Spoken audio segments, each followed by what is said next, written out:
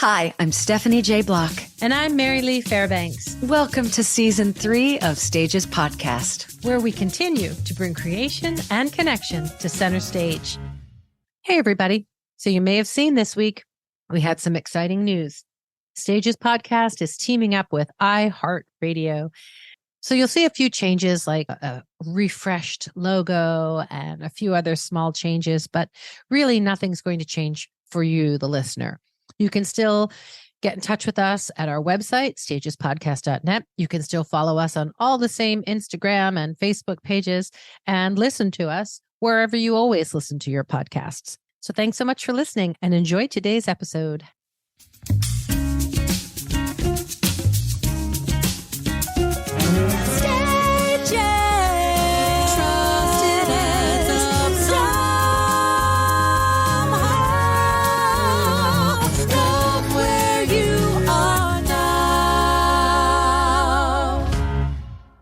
Hey, everybody. Today we are down one host. Ms. Block could not be here with us, but to make up for it, I have two of the four founding members of the Up Until Now Collective.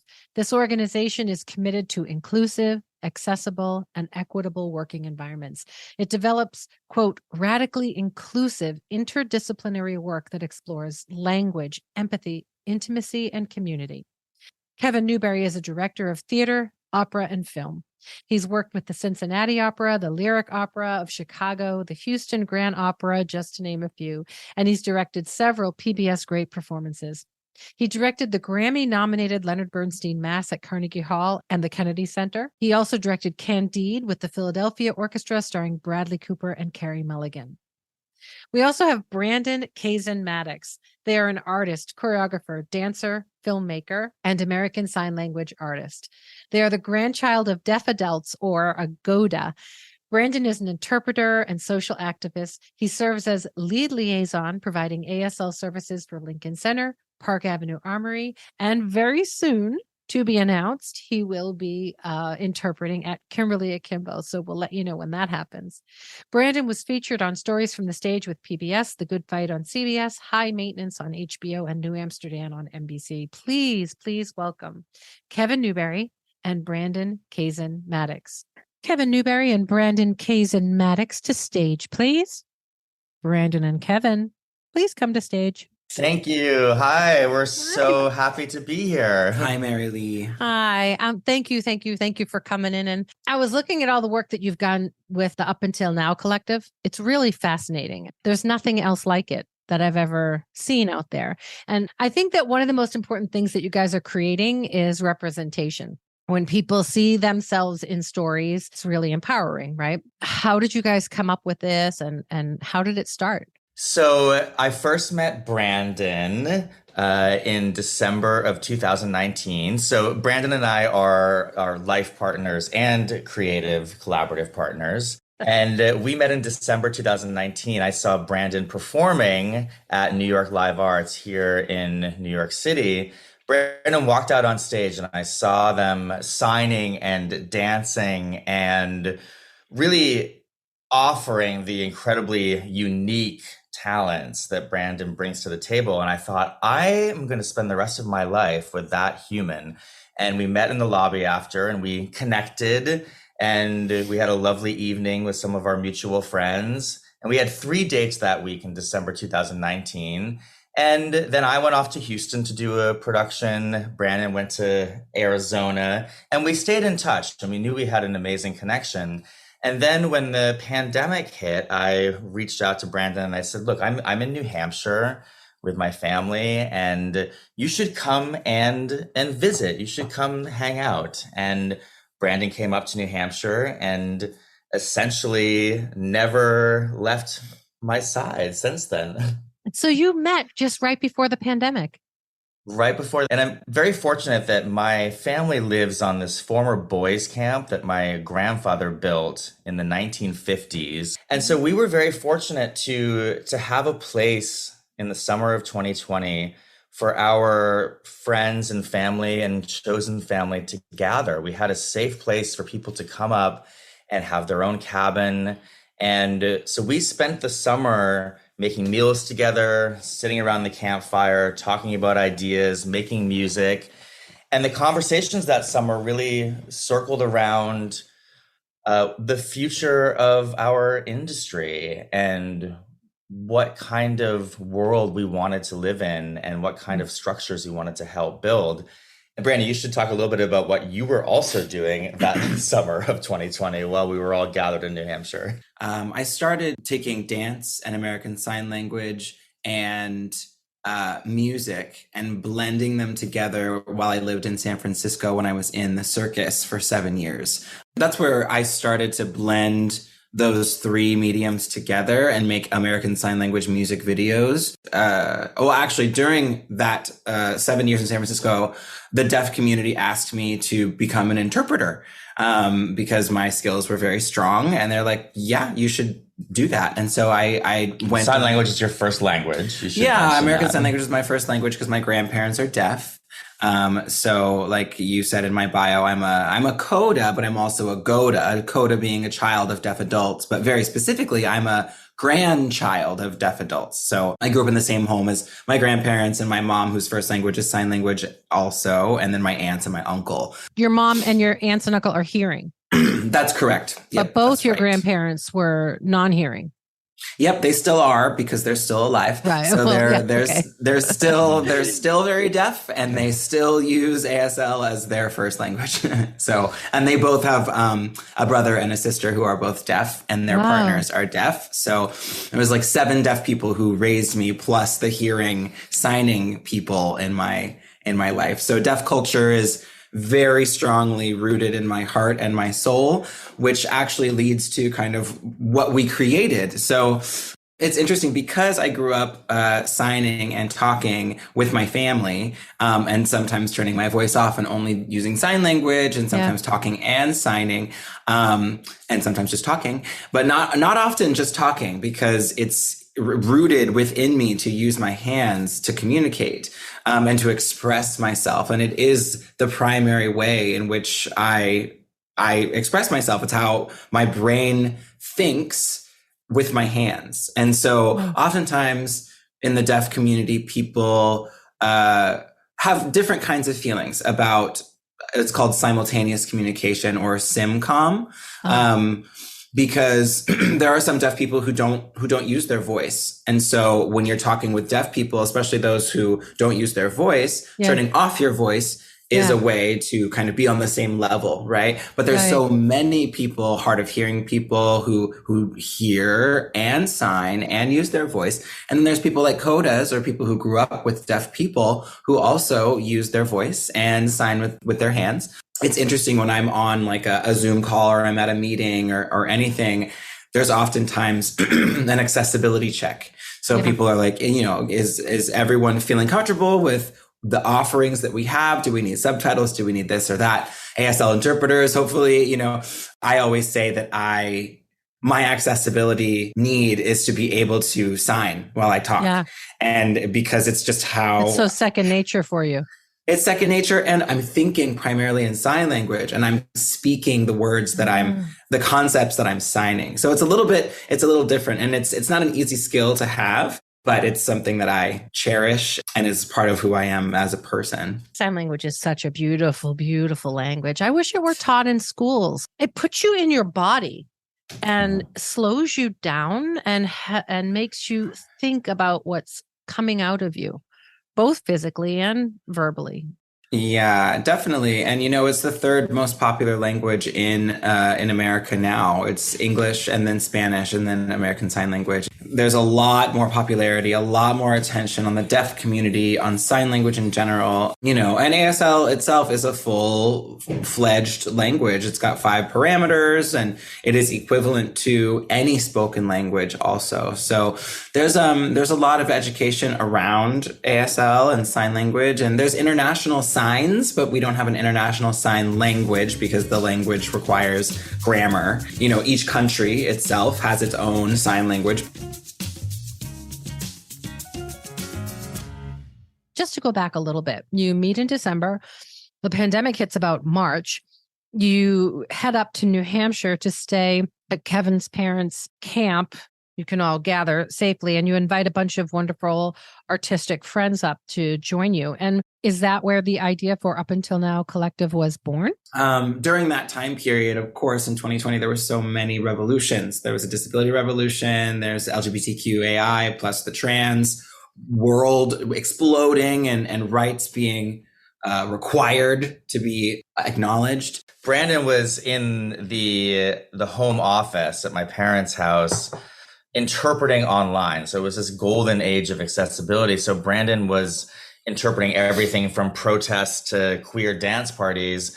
And then Brandon would come down and we'd all make dinner together and sit around the campfire. We had some incredible, like world-class musicians. We were all out of work, right? And so people came up and gathered around the fire and we made music, and Brandon would sign as our friends were singing, and we made some films and music videos. And so it was this incredible incubator of art making and brainstorming about what the future would look like. Because I really believe that we're coming out of the most seismic shift in how our species communicates in our lifetime.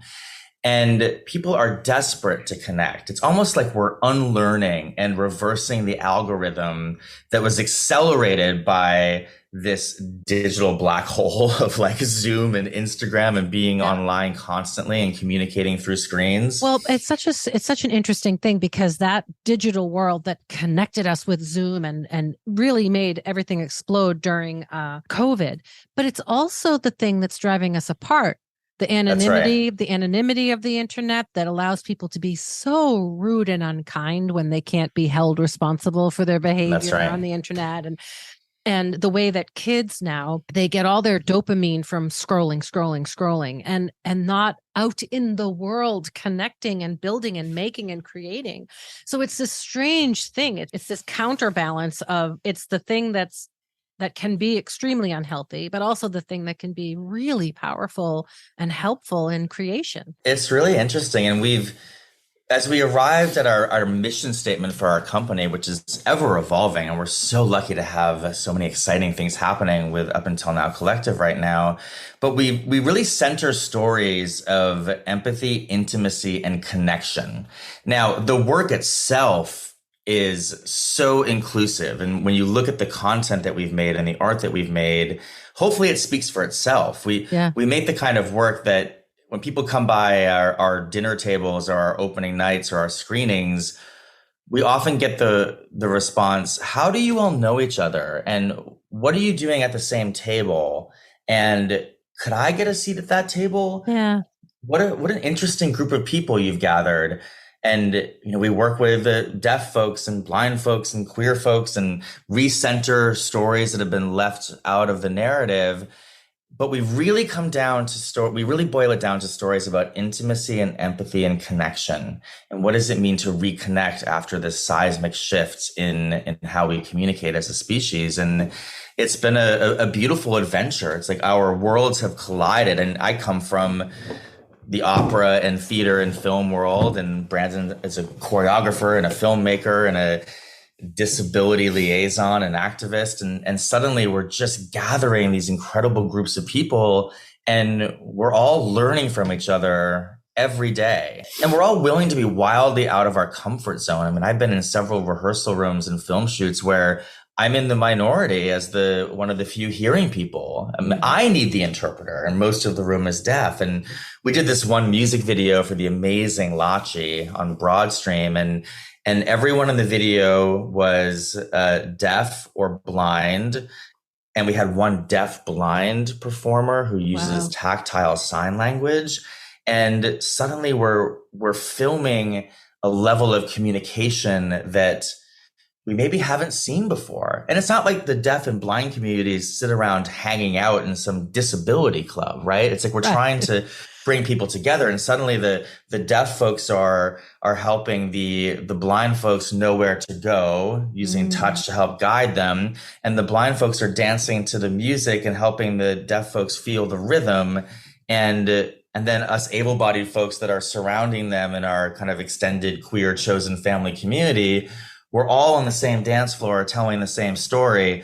And everyone in the room was like, wow, what is this? We haven't actually seen this yet. So we've just been following our hearts to the people and the stories that make us see the world in a different way. And it's been this extraordinary, inspiring period for us, not without its challenges, which of course we can get into. I mean, it was not an easy time to be so disconnected, but we just kept making things, Mary Lee. That's the thing. It's like we're only happy when we're making things.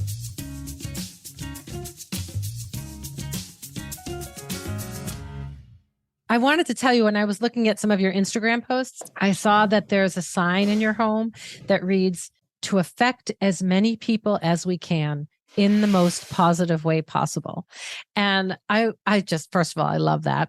But I wanted you to know that when Steph and I started Stages, we wrote something like a mission statement, except we call it our living document because we sort of see it as something that's alive and should always be changing and growing, just like anything alive. Living right? document. I love that. That's so wonderful. But I wanted you to know that I'm tweaking our living document to copy that little saying that I saw behind you in your Instagram post. Oh, that's so moving, Mary Lee. That's Thank you. That's so wonderful. That actually came from when I was 16 years old, and we were asked to.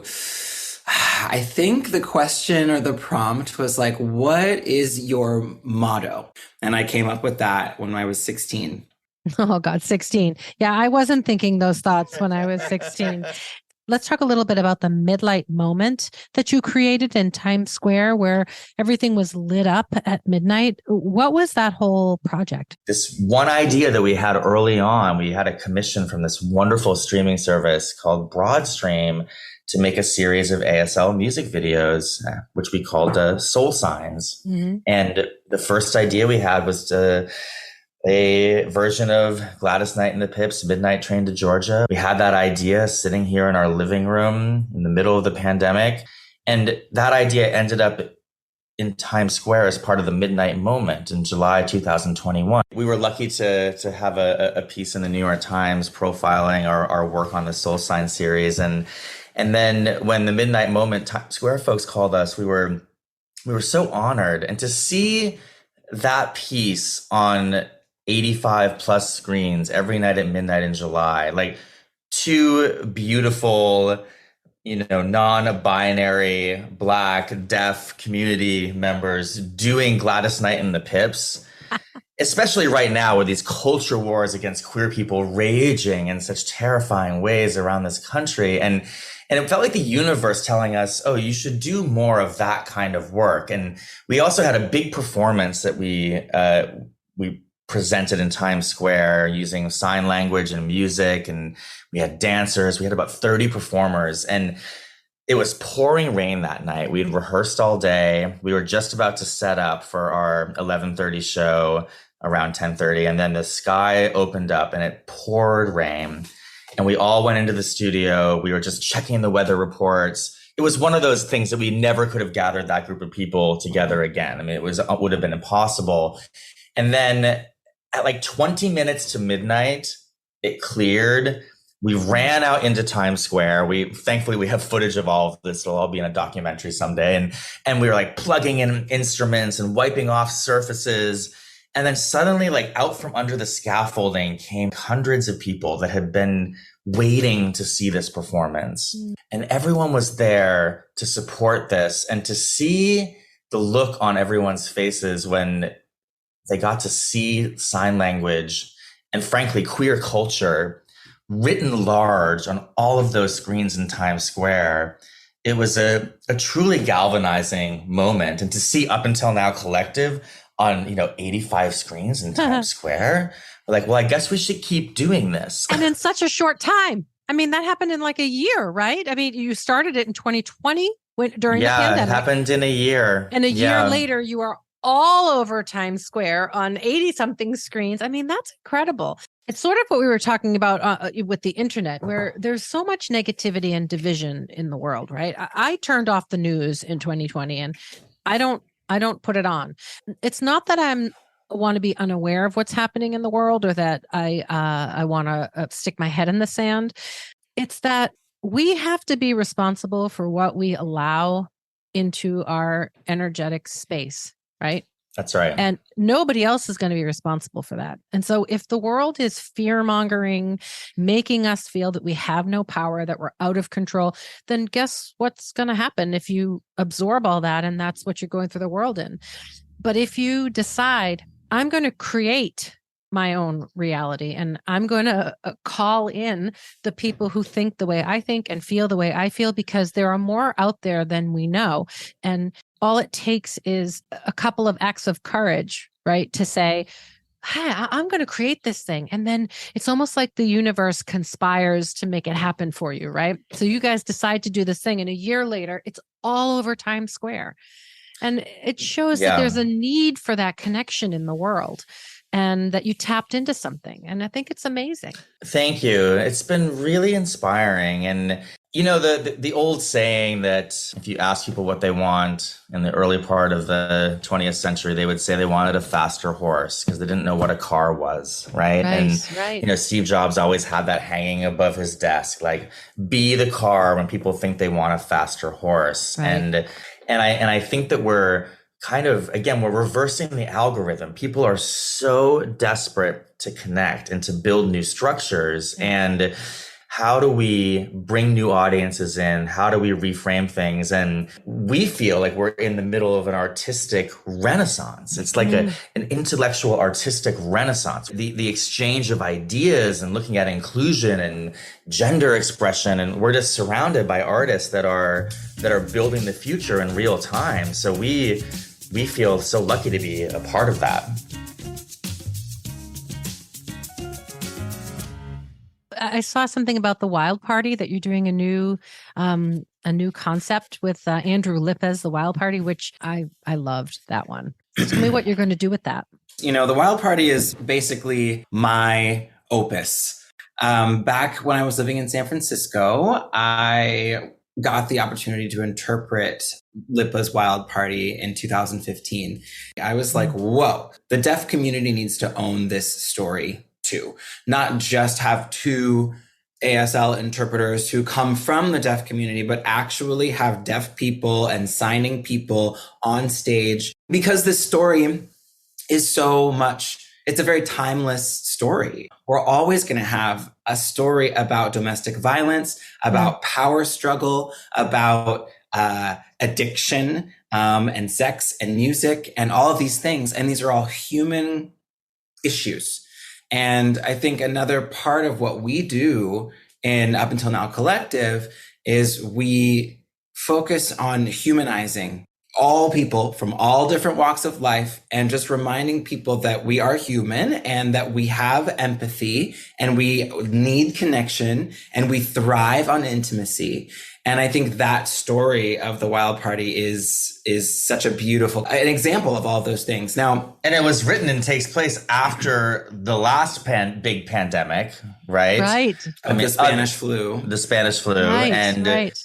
And the last kind of economic downturn and this need to party and reconnect. Yeah, and after and during Prohibition. So, you know, there's already this underground energy that the government is saying, no, you can't do these things and you will not socialize. And in this story, everyone understands that those inhibitions are there, but being underground and throwing those things away and doing what you want to do because you need it is the story of that. And then also, I came to New York for grad school at NYU for dance and new technology. That's my MFA. And when people understood what I have to give in sign language and for and with the deaf community, they immediately put me in all these places where deaf people are in the city. And there's one woman, her name is Sandra Mae Frank. She's wonderful. She was in NBC's New Amsterdam. She was part of Spring Awakening. She's a force. She's a deaf woman. She's amazing. And I got to see her in a cabaret for one night. And it was a 5-piece band. And she, as a deaf woman, came up on stage, and there had been other singers before. And the MC announced that Defying Gravity would be what she would be singing and signing. And before there was an interpreter for everything, and the interpreter sat down and she came up and the band started and the music began, and all of us, theater nerds are like, oh my God, I love this song. And the lyrics begin, but there are no words. It's just the piano playing the melody with the band giving the support.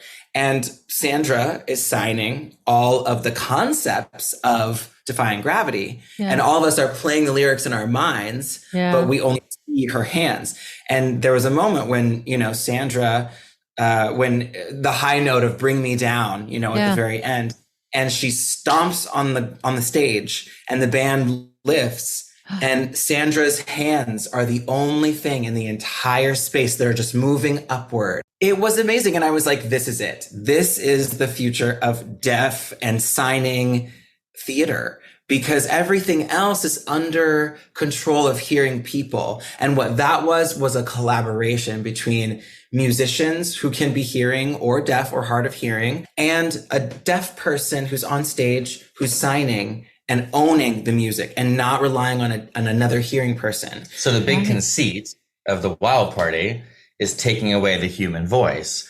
So the instrumentalists double the vocal line, and there is no English language vocal singing. Through the entire show.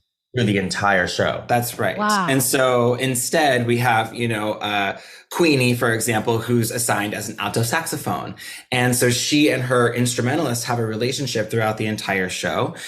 When you really think about it, right? I mean, you come from opera, right, Kevin? Yeah. So opera is the same thing. When I go to the opera, I have no idea what they're saying. I don't speak the languages, but yet you get riveted in the story. You follow the story because the meaning behind the words is told through so much more than just the words. That's right.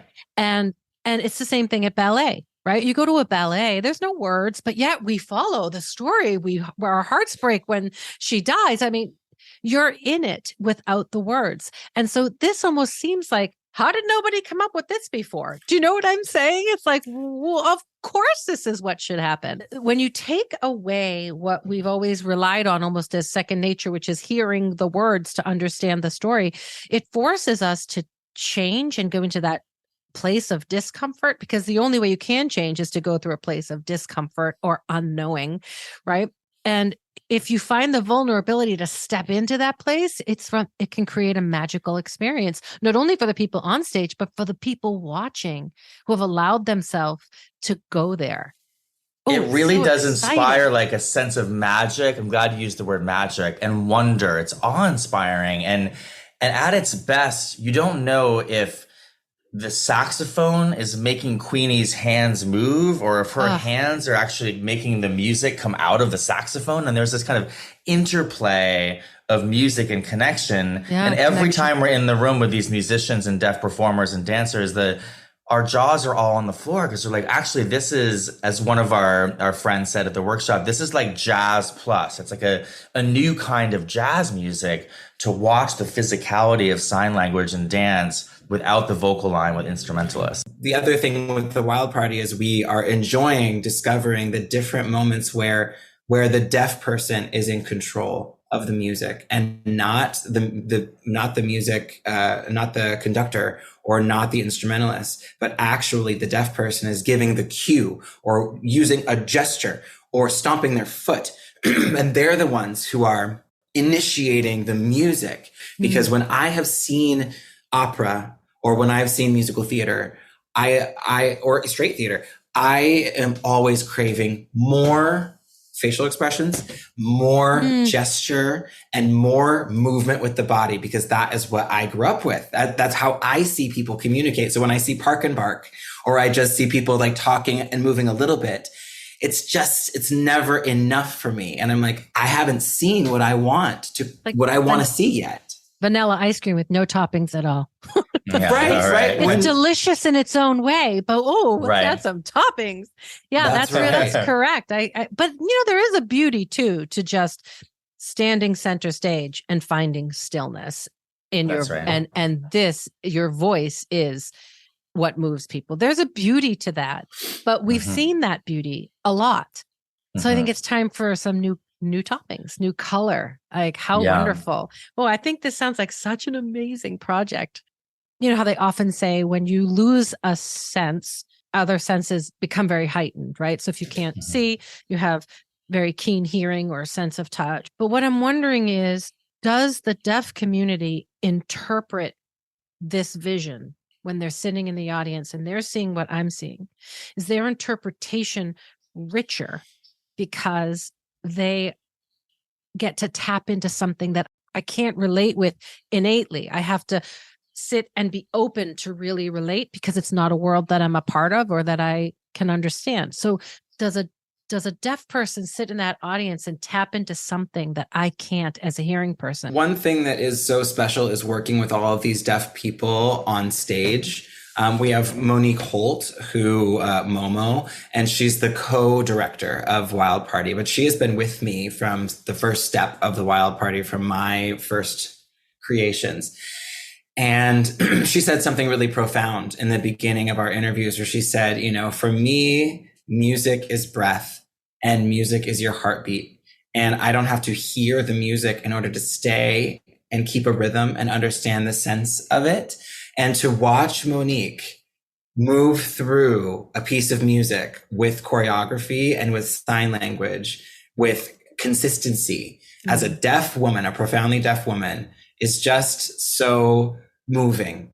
And those are things that we as hearing people, we don't totally understand, right? Because we can. There's a thing called vibrational synchronization. Do you know what that is? Mm-hmm. Okay. Yeah. We're standing on a stage and we are singing, which causes a vibration. That vibration then goes out to the audience, links the heartbeats of all in the audience, and it's literally one heartbeat under the roof, right? So that's right. To me, that's the meaning of theater. So it sounds like that there's being a deaf person, it's allowing someone like Momo or anyone like Momo who's profoundly deaf to access something that's innate to them, that it's in us, but we're unaware of it. And that's incredible. And we're going even further with that. There's a company called Music Not Impossible. So they are one of the companies pioneering the wearable haptics technology, where you feel the vibrations of the music and the story on sensors on your body. So we just did this installation called Midair for some time at the Center for Performance Research, and we're remounting it as part of the Real Abilities Film Festival in a couple of months. It hasn't been announced yet. And we essentially, the film that we made, Full Circle, in Freedom, New Hampshire in the summer of 2020, called Up Until Now, about chosen family and transformation. Brandon turns into a mermaid. Spoiler alert. And finds their queer chosen family. And we worked with a vibro composer to take the score by the amazing Gregory Spears and program the score and the sound effects of that film onto the sensors on the body. And so in this installation, people come into the space, they watch the film, they feel the film and the story and the music on their body. We also have not just all people, deaf people. Everybody all feels people it. Yep. Feel this through their Everybody body. feels it. Yep. Wow. We have audio description for the blind. And then we took it a step further and we had a live cellist after the film. So you're feeling the vibration of a cello in the room and comparing that to the vibration of the technology and the audio effect of for hearing folks of the soundtrack. And then Brandon and Capely, two of the stars of the film, come into the space and model consent and ask the audience if they have permission to touch their arm.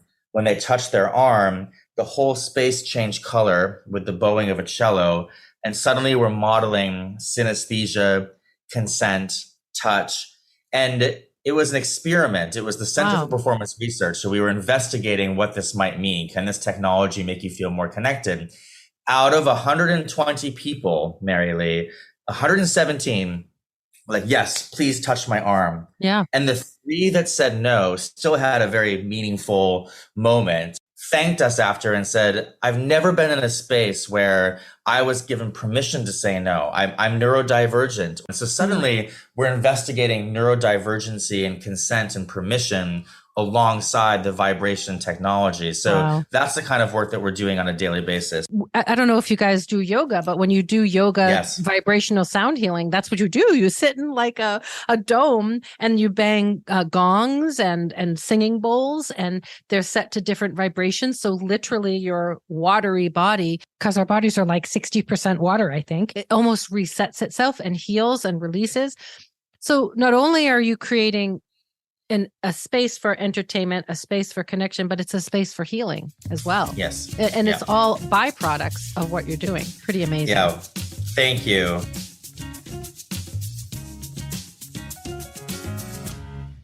Can you tell me a little bit about your childhoods? How did you grow up? Were you in very creative homes?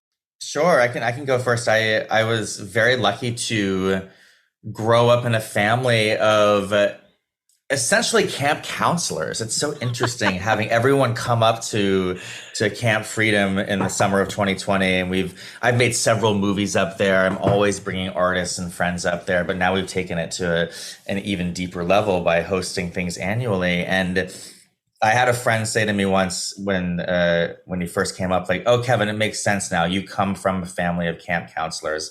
My mom was a kindergarten teacher her whole life, and my dad was like a ski coach and a racer, and was always teaching people how to ski and how to kayak. And so I grew up in a very loving environment, and I was lucky to also have a mom who said, "Kevin, you don't seem to like sports that much," when I was in 5th grade. "So maybe you should go try out for the play. I think you might like that. You should try it for the school play. Or you seem to like music. Do you want to start taking piano? Or you seem to like Cyndi Lauper. Here's the record." And then I would put on, lip sync performances with my sister to Cyndi Lauper and Madonna. My parents would watch and support. And my dad and I would play Bob Dylan songs, me on the piano, my dad playing the guitar and singing. So I grew up in a very open and loving household. And so, yeah, I was very lucky to grow up in that environment. But at the same time, I was growing up at the height of the AIDS crisis, and all I saw on TV was that if you were gay, you were going to die. And I was teased mercilessly at certain points in my life. And so it wasn't all, roses, of course, but I was lucky to have a very supportive family. And what about you, baby? I grew up in Vancouver, Washington, which people from Vancouver refer to as Vantucky. There's a lot of, John Deere hats and trucks. Well, that's New Hampshire-esque. That's New Hampshire. Yeah. New Hampshire-esque. The KKK lives in the woods there, and there are guns, and there are people who live in the woods because they want to live how they want to live. Yeah, off the grid. So growing up as this little beautiful biracial kid who was surrounded by a white mother and white grandparents who were deaf.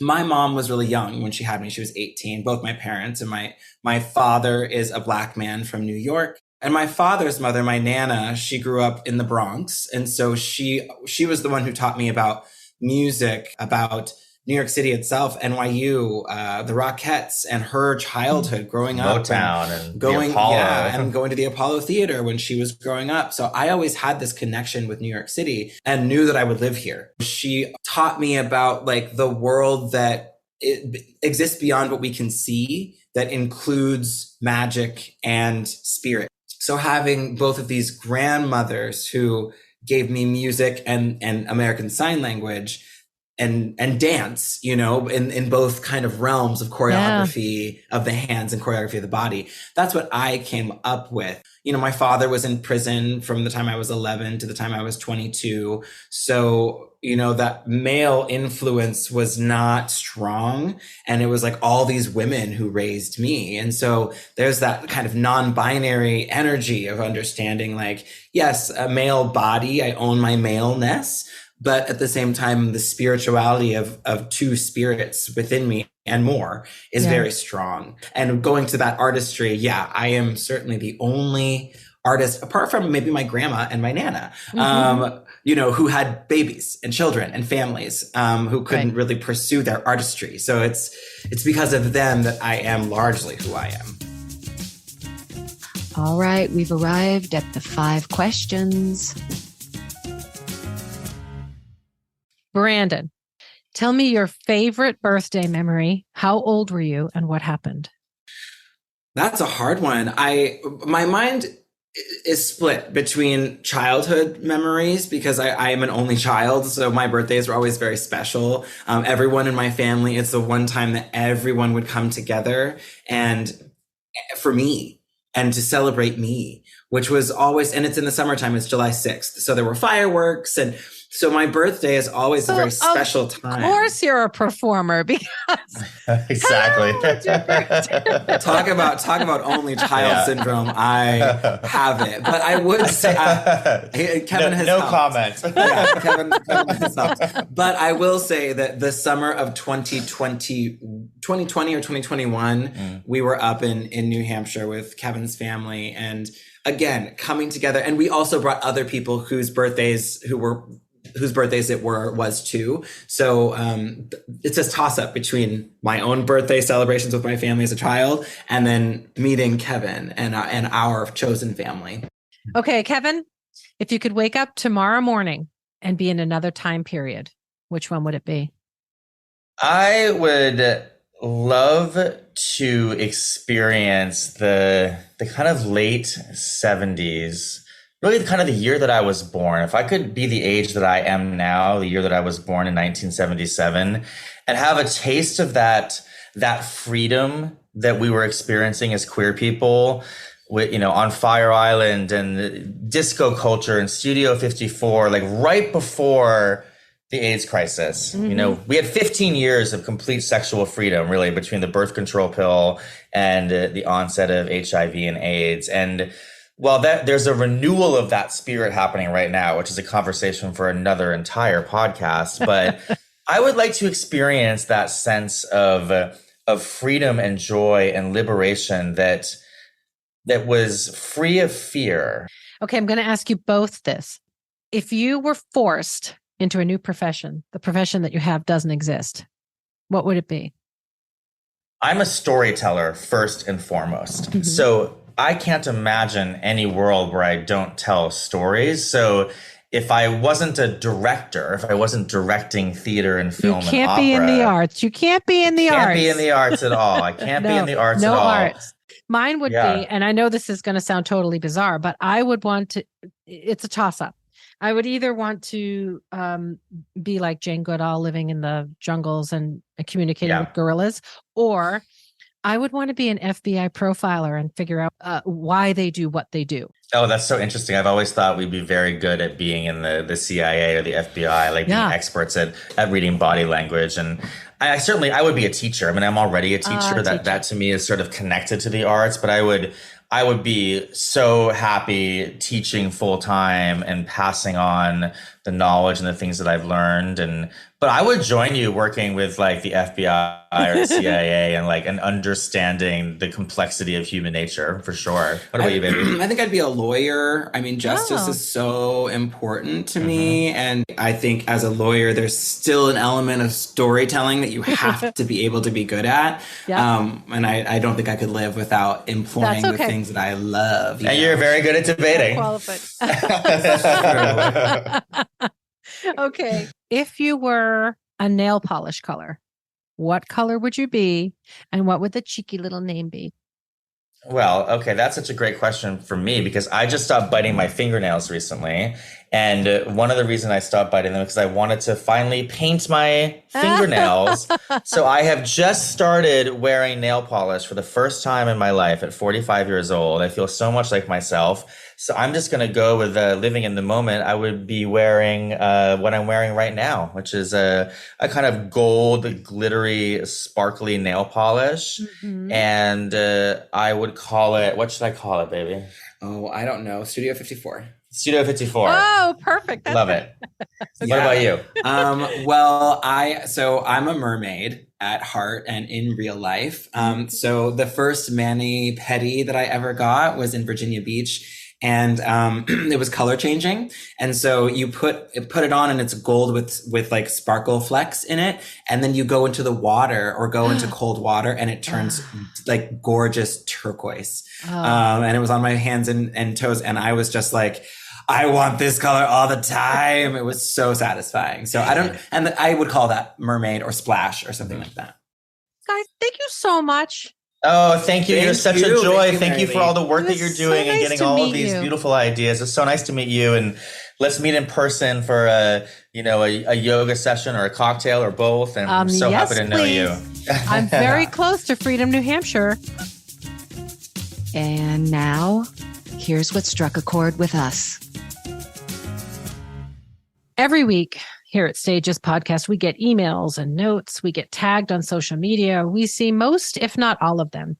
They don't go unnoticed, and Steph and I really, truly appreciate them.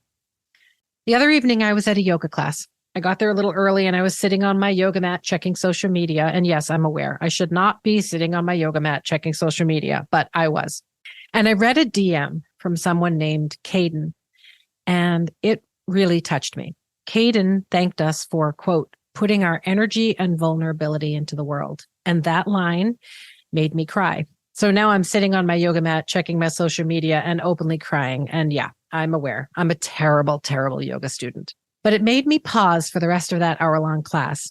I kept coming back to the word vulnerability in between each pose. And every time I did, I would well up.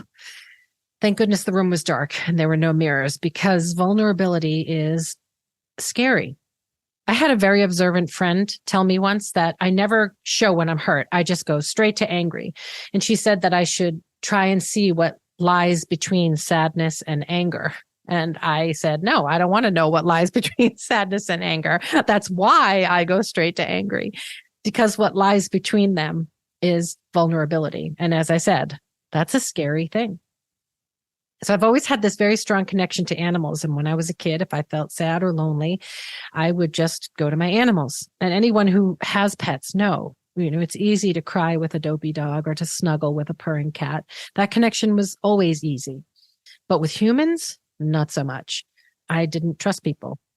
Animals show you when they're about to bite. I've talked about going up to see the gorillas in Rwanda. And I literally cannot stop myself from bursting into tears when I am near them. I look around at the small group of people who made that climb to be near these beautiful black fur-filled creatures, and they're all mesmerized. They inch closer and closer. They try to make eye contact and connect with them. And I think that's what really touches me, that desire to connect. But it's peppered with the realization that we destroy the very thing that we crave. We hunt them, we take their habitat, and yet we inch closer and closer with a longing that cannot quite be defined.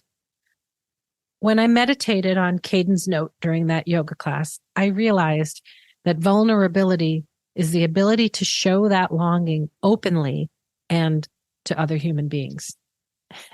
And although I still feel much safer showing it to gorillas and dogs, I realized that this podcast has opened a window for me to share. This podcast has gifted me growth in a way that I did not expect, and I am so grateful for that. I'm grateful to my co-host, Stephanie, who is the perfect partner. She listens, she says what she wants, but in a very kind way. She's funny and open and supportive. She's not at all technical, Lord knows, but we can thank her husband, Seb, for smoothing over that minor flaw. And I'm grateful to my husband, Michael, who listens to my endless ramblings about every episode and has supported this endeavor since it was a tiny little spark of an idea. I am so very grateful to our guests. They come on and share so openly. And from the very first episode, I feel like our guests have been remarkable. And of course, none of it matters without all of you who listen. And I've learned that when we share our scars and our weaknesses, we create a magical space. It allows other people to explore and share. And like a lotus flower, it shows us that beauty blooms from a muddy, dark place. So I wanted to say thank you to Steph and all of our guests and all of you who take a moment to listen and to share what we're doing, and especially to Kaden. I hope that we continue to grow together for a long time. And in between each episode, I hope that we ask ourselves, when was the last time I sang? When was the last time I danced? When was the last time I told my story? And when was the last time I listened to another's story? Because those four things connect us. They require us to be vulnerable. And vulnerability creates the space where true connection is born. Thanks for listening, everybody. See you soon. Stages podcast is produced and edited by me, Mary Lee Fairbanks, and Stephanie J. Block. Thank you to Allison Arns, our booking agent, Brock Grenfeld, our sound engineer, and Tina Wargo, our social media manager. Original music by Noah Kaiserman and Garrett Healy. Thank you for subscribing, following, rating, and telling others about this very special podcast. And we'll see you soon.